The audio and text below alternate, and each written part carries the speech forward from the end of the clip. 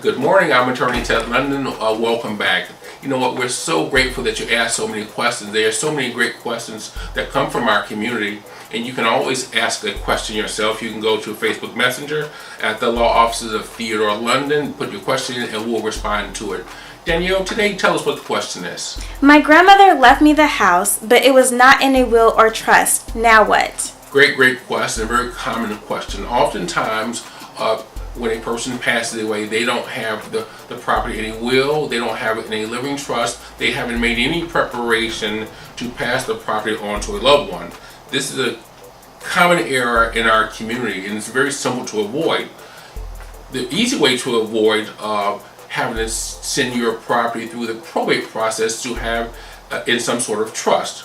Another scenario that is not as efficient is to have it in a will, but in any event, if a person does not have their property in a will or in a trust, when they pass away, the property is going to have to go through the probate process.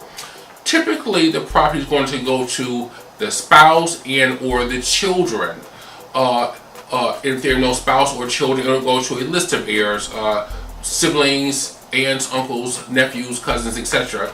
But it would have to go through the probate process for the family member to perfect their interest. So even if you're married, or even if you have children, if a person passes away without having the property in a land trust or in a living trust, or even if they have it in a will, it's going to have to go through the probate process.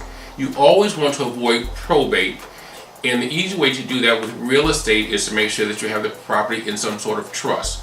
With your financial accounts, because they can go through the probate process as well, you want to make sure that you have minimally beneficiaries on all of your accounts. If you have beneficiaries in your accounts, and if you have your property in a land trust or a living trust, it's going to keep them out of the probate process. Short of that, you're going to have to go through the probate process, and typically that's what we estate planning attorneys are trying to avoid for you and your family.